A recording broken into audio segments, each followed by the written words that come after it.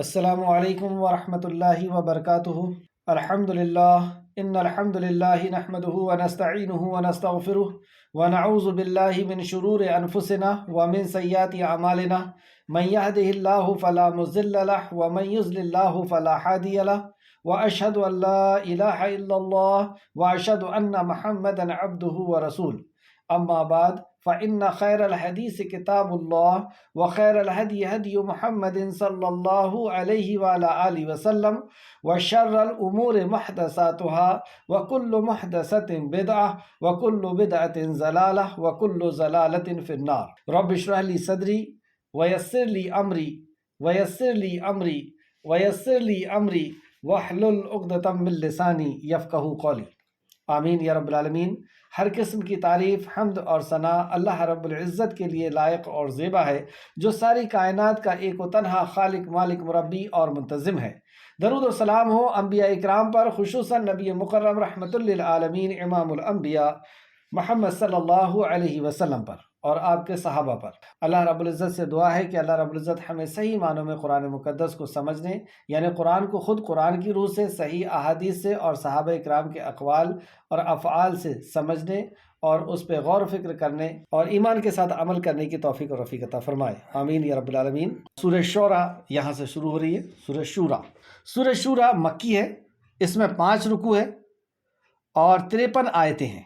اس کا مرکزی مضمون اختلاف اور فرقہ واریت کا سبب اور اس کا علاج ہے۔ اختلاف اور فرقہ واریت کا سبب، کیوں اختلاف ہوتے ہیں آپس میں، اور فرقہ واریت کیوں جنم لیتی ہے؟ جب آپس میں اختلاف ہو جاتا ہے تو فرقے الگ الگ ہو جاتے ہیں۔ اس کا سبب کیا ہے اور اس کا علاج کیا ہے؟ دیکھیے، اختلاف جہاں پر بھی انسان آپس میں مل جل کر کے رہیں گے وہاں تو اختلاف ہوگا، لیکن اختلاف یہ خلاف بن جائے یعنی مخالفت بن جائے تو یہ چیز ایک نقصان دائق ہے۔ اختلاف ہونا کہ بھائی آپ نے یہ بات غلط کہیں، یہ قرآن حدیث کی روشنی میں بات ہے، وہ اپنی دلائل پیش کرے، آپ اپنی دلائل پیش کریں، اور جس کی بات کتاب و سنت سے نکل جائے اس کو تسلیم کر لیں۔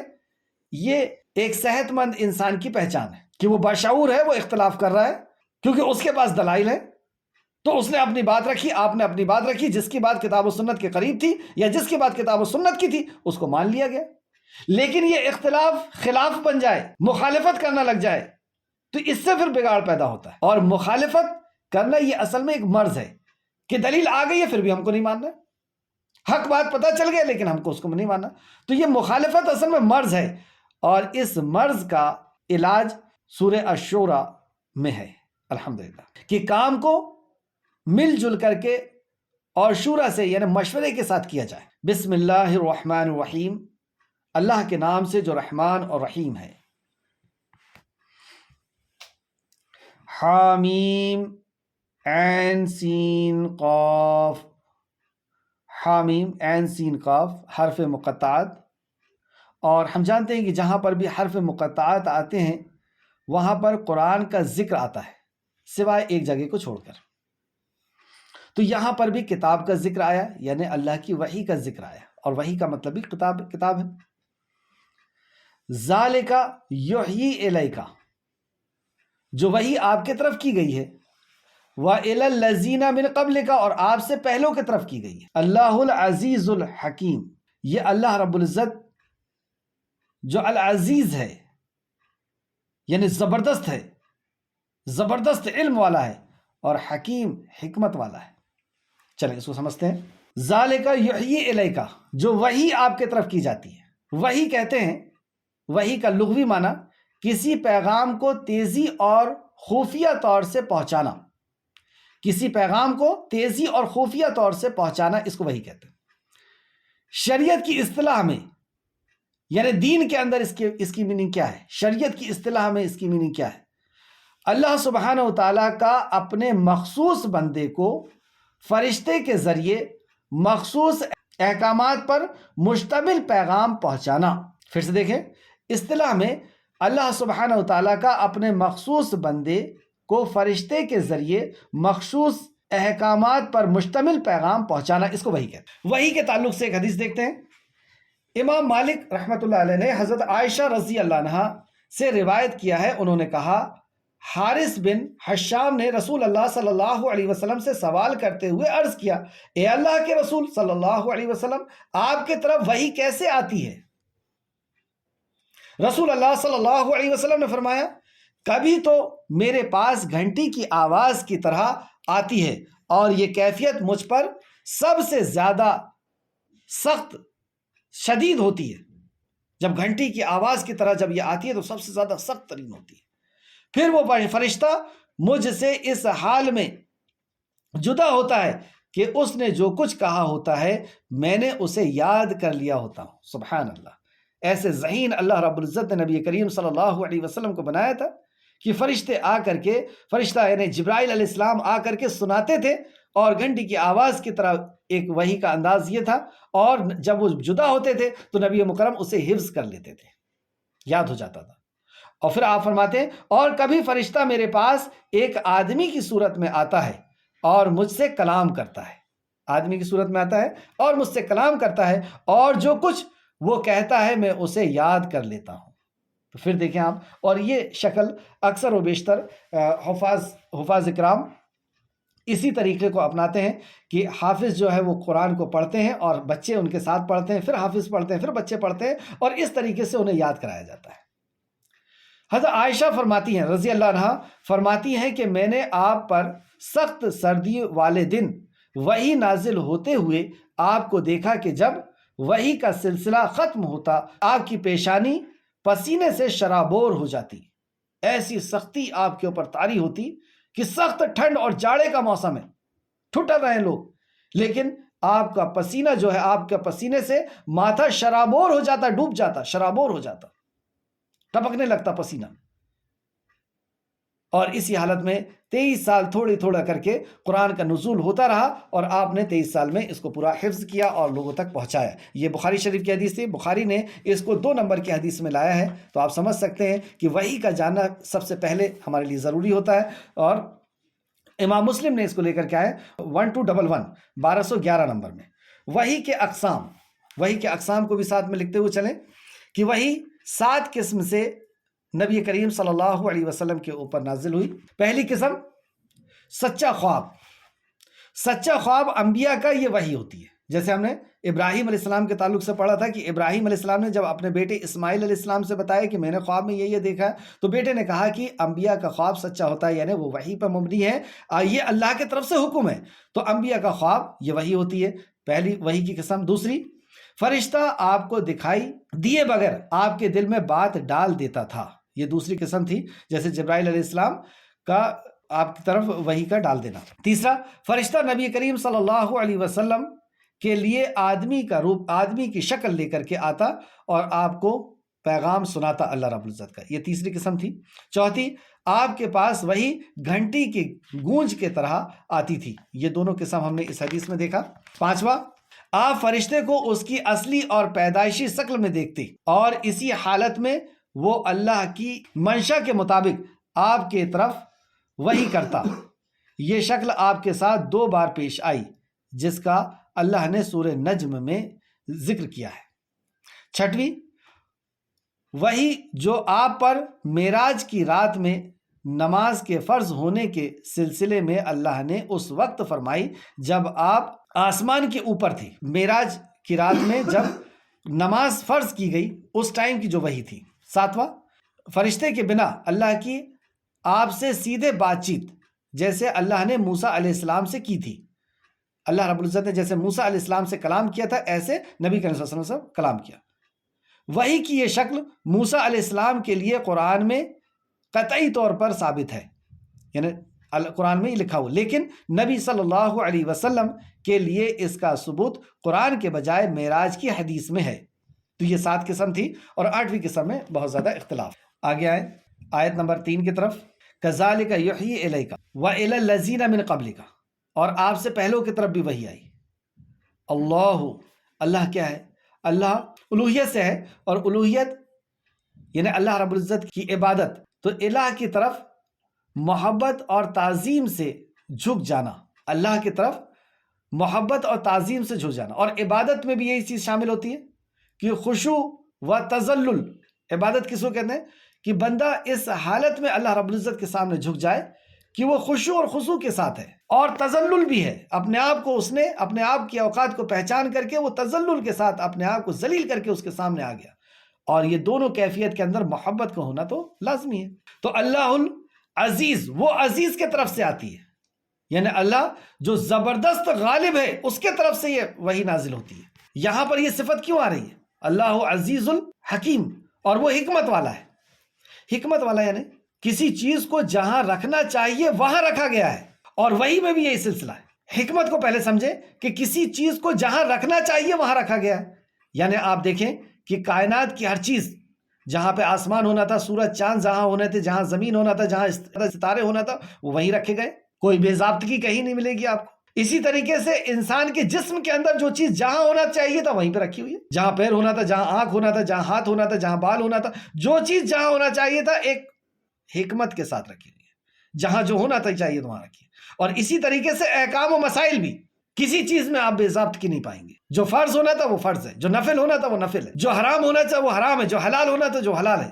ایک ایسی جو ہمارے دل کو تسلیم کرتی ہے، جو ہمارا دل جس بات کو تسلیم کرتا ہے کہ ہاں یہ احکام ہے، ہاں یہ ضرور اللہ کی طرف سے ہوگا، یہ ضرور رسول اللہ کی طرف سے ہوگا. اور بعض دفعہ تو یہ بھی ہوتا ہے کہ کوئی ایسی جھوٹی بات جو نبی مکرم کے اوپر گڑی ہوئی ہوتی ہے، وہ ہمارا ذہن خود بتاتا ہے کہ نہیں یہ کیسے ہو سکتا ہے، یعنی وہ حکمت سے باہر ہے. اور پھر جب اس کی تحقیق کرتے ہیں تو پتہ چلتا ہاں یہ تو گڑی ہوئی بات ہے. تو یہ حکیم کی طرف سے آئی ہے. جو احکامات اس نے نازل کیے وہ اپنے بندوں کو جانتا ہے، اسی کے مطابق اس نے احکامات کو وحی کیا ہے اپنے نبی کے اوپر، اور پھر نبی نے اپنی قوم تک اس پیغام کو پہنچایا ہے. اب اس آیت کا ترجمہ پڑھتے ہیں.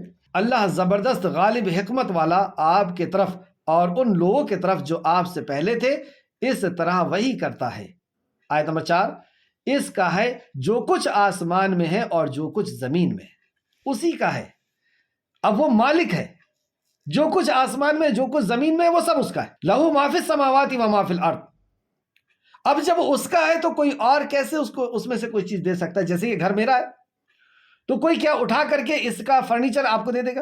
اور اگر آپ یہ تصور کرتے ہیں کہ کوئی دے دے گا تو گویا کہ آپ تصور کر رہے ہیں کہ وہ چور ہے. تو ملکیت تو اللہ رب العزت کی ہے. وہ ہماری خوشیاں ہو، غم ہو، بیماری ہو، رزق ہو، عزت ہو، ذلت ہو، یہ سب تو اللہ رب العزت نے فرما دیا لہو ما فی السماوات و ما فی الارض، جو کچھ زمین و آسمان کے اندر میرا ہے. تو پھر کوئی اور کیسے دے سکتا ہے یہ؟ اور کوئی اور کے پاس ہم کس حساب سے جا رہے ہیں؟ کوئی اگر کسی اور سے لو لگا رہا ہے، کسی اور سے آستھا اپنی امید کو باندھے ہوئے ہے، تو وہ کس بنیاد پہ باندھے ہوئے؟ کچھ تو ہے ہی نہیں اس کا، تو وہ دے گا کیسے؟ اسی کا ہے جو کچھ آسمانوں اور جو کچھ زمین میں ہے، اور وہ بلند مرتبہ بڑی عظمت والا ہے. وَهُوَ الْعَلِيُّ الْعَظِيمُ. پھر یہاں پہ 2 صفت آئی، اس پہ آپ غور کریں گے وقت کی مناسبت سے. آیت نمبر 5 دیکھتے ہیں. قریب ہے کہ آسمان اپنے اوپر سے پھٹ جائے، قریب ہے کہ آسمان اپنے اوپر سے پھٹ جائے اور تمام فرشتے اپنے رب کی حمد کے ساتھ تسبیح کرتے. ابن عباس وغیرہ فرماتے ہیں مفسرین کہ آسمان پھٹ جائے سے کیا مراد ہے؟ کہ اللہ کی عظمت، اللہ کا جلال، اللہ کے خوف سے ممکن ہے کہ آسمان پھٹ جائے. اس کی ہیبت سے، اس کی عظمت سے، اس کے جلال سے، اس کے خوف سے. آسمان جیسی مخلوق کا یہ حال ہے. کل کی حدیث میں بھی ہم نے پڑھا تھا، نبی مکرم فرمایا میں جو جانتا ہوں وہ تم نہیں جانتے، میں جو دیکھتا ہوں وہ تم نہیں دیکھتے. آسمان چرچرا رہا ہے. یہ ہے اس اللہ رب العزت کی ہیبت کا عالم آسمان کے اوپر. وہ جانتا ہے اللہ کی عظمت کو، وہ جانتا ہے اللہ رب العزت کے جلال کو، اس لیے وہ خوف میں ہے اس سے. اور سارے فرشتے 4 انگل کی جگہ ایسی نہیں جہاں پہ ان کا سجدہ ریز نہ ہو. فرشتے سجدہ ریز نہ ہو. کہیں فرشتے حمد کر رہے ہیں، کہیں قیام میں ہیں، کہیں رکوع میں ہیں، کہیں سجدے کے اندر ہے. اور جب اللہ رب العزت کلام کرتا ہے تو کیا حال ہوتا ہے ان کا؟ یہ ایسے آ کر کے بیٹھتے ہیں جیسے ان کے پر جب زمین کے اوپر لگتے ہیں یا نیچے لگتے ہیں تو ایسی آواز نکلتی ہے جیسے زنجیر کے جھنکار کی آواز نکلتی ہو. اور ایسے خاموش ہو کر کے بیٹھ جاتے ہیں جب اللہ کلام کرتا ہے، جب فرمان جاری کرتا ہے تو ایسے خوف زدہ ہو جاتے ہیں کہ گویا کہ ان کے اندر ہوش نہ ہو. اور جب اللہ کا کلام ہو چکا ہوتا ہے تو آپس میں پوچھتے ہیں کیا فرمایا تمہارے خالق نے؟ اور دوسرے فرشتے کہتے ہیں حق فرمایا تمہارے رب نے. اور یہی کلام جب مومن سنتا ہے، جب مومن پڑھتا ہے تو اس کا بھی کلیجہ کانپ اٹھتا ہے، اس کے بھی رونگٹے کھڑے ہو جاتے ہیں، اس کی بھی آنکھ شرابور ہو جاتی ہے. جو اس کی عظمت کو جانے گا، جو اس کے جلال کو جانے گا، جو اس کی جس کو معرفت ہوگی، واقعی وہ اس کے کلام کو سن کر کے وہ پہچان بھی جائے گا کہ میرے رب کا کلام ہے، اور اس کی کیفیت بدل جائے گی۔ یہ سب وحی کا سلسلہ ہی چل رہا ہے۔ اس پہ اگر آپ آیتوں کے اندر غور کریں تو آیت نمبر 5 پھر سے دیکھیں، قریب ہے کہ آسمان اللہ کی عظمت، اس کے خوف اور اس کے جلال کے باعث اپنے اوپر سے پھٹ پڑے، اور تمام فرشتے اپنی رب کی حمد کے ساتھ تسبیح کرتے ہیں اور اہل زمین کے لیے مغفرت مانگتے ہیں۔ جب وہ دیکھتے ہیں نا کہ اہل زمین خالق کائنات کے ساتھ کیا کر رہے ہیں، اللہ رب العزت کی شان میں شرک کر رہے ہیں، اللہ کے ساتھ شریک کر رہے ہیں، اس کے حکم پہ کفر کر رہے ہیں، اس کے انبیاء کا انکار کر رہے ہیں، اس کے آخرت کا انکار کر رہے ہیں، اس کے حلال و حرام کا انکار کر رہے ہیں، تو یہ فرشتے کیا کرتے ہیں؟ اہل زمین کی مغفرت مانگتے ہیں۔ وہ لرزتے ہیں کہ یہ نہیں جانتے کہ اس کا انجام کیا ہے، اور قیامت کب قائم ہوگی؟ جب روح زمین پر کوئی ایمان والا نہ ہوگا۔ تو اللہ رب العزت یہ فرشتے سمجھ رہے ہیں، اور سورہ مومنون کی آیت نمبر 7 میں بھی ہم پڑھ کر کے آ چکے ہیں کہ یہ فرشتے اللہ رب العزت سے مومنوں کے لیے خاص طور پر ان کی مغفرت کی دعا کرتے ہیں، ان سے جو غلطیاں ہو جاتی ہیں اس کی دعا کرتے ہیں، اور اہل زمین کے لیے مغفرت مانگتے ہیں۔ تو یہ بھی اللہ رب العزت کا کتنا بڑا کرم ہے کہ اس نے فرشتوں کو بھی ہماری مغفرت کی دعا کے لیے لگا دی۔ بس فرق یہ ہے کہ ہم ایمان والے ہو جائیں۔ اور کون سے فرشتے دعا کرتے ہیں؟ جو اللہ رب العزت کے سب سے زیادہ قریب ہے، سب سے زیادہ مرتبے والے ہیں، عرش کو جنہوں نے اٹھائے ہوئے ہیں، اور جو عرش کے ارد گرد ہیں۔ وہ عظیم فرشتے دو کام کرتے ہیں۔ ایک تو اللہ رب العزت کی حمد اور ثنا میں ڈوبے ہوتے ہیں جو ان کی غذا ہے، اور ہر اس شخص کی جو اللہ کی معرفت رکھتا ہے اس کی یہی غذا ہوتی ہے۔ تو ایک تو وہ اللہ رب العزت کی حمد اور ثنا میں ہوتے ہیں، اور دوسرا وہ مومنوں کے لیے مغفرت کی دعا کرتے ہیں۔ سبحان اللہ، اللہ ہم سب کو مومن بنا دے۔ تو مغفرت مانگتے ہیں۔ خبردار، بلا شبہ اللہ ہی بڑا بخشنے والا اور نہایت رحم کرنے والا ہے۔ وہ عرش عظیم کا رب، اس نے ہمارے لیے اعلان کروا دیا کہ خبردار ہو جاؤ، بلا شبہ اللہ ہی بڑا بخشنے والا ہے۔ کیسے کیسے گناہ کیو، لوٹ جاؤ، واپس آ جاؤ، اپنی اس راستے کو چھوڑ دو جو زندگی گزارنے کا طریقہ چلا آ رہا تھا، جو شیطانی طریقہ تھا، اس کی پیروی کو چھوڑ کر کے رسول اللہ کی پیروی میں آ جاؤ، اس راستے کو بدل کر کے اور صراط مستقیم پر آ جاؤ۔ یہی ہے توبہ، کہ لوٹ جاؤ، رجوع کر لو، اور جو گناہ کیے ہیں اس گناہ کو دل سے برا جان لو اور دوبارہ کرنے کا ارادہ نہ ہو۔ تو خبردار ہو جاؤ، بلا شبہ اللہ ہی بخشنے والا ہے، یعنی معافی مانگو گے تو اللہ رب العزت کو بخشنے والا پاؤ گے، اور نہایت رحم کرنے والا ہے۔ اس کے علاوہ تمہیں رحم کرنے والا اور کہاں ملے گا؟ تو اللہ یہ آیا خبردار کرنے کے لیے، اللہ ان اللہ، بے شک اللہ، هو الغفور الرحیم، اور وہ غفور اور رحیم ہے۔ آیت نمبر 6، والذین اتخذوا من دونہ، اور جن لوگوں نے اللہ کے سوا دوسرے کارساز بنا لیے ہیں، اللہ ان پر نگران ہے، اللہ انہیں دیکھ رہا ہے، ان کے اس عمل کو اللہ کی نظر سے وہ چھپ نہیں سکتا۔ آپ دیکھیں کہ اوپر سے جو اللہ رب العزت نے اپنی معرفت کرائی، اور اس کے بعد اس دوسرے زاویے سے، دوسرے طرف سے، دوسرے اینگل سے پھر اللہ رب العزت نے توحید کو سمجھایا۔ اور جن لوگوں نے اللہ کے سوا دوسروں کو کارساز بنا لیا ہے، اللہ ان پر نگہبان ہے، ان کو دیکھ رہا ہے۔ عربی میں دیکھیں، والذین اتخذوا من دونہ، اللہ کے علاوہ اولیاء اللہ۔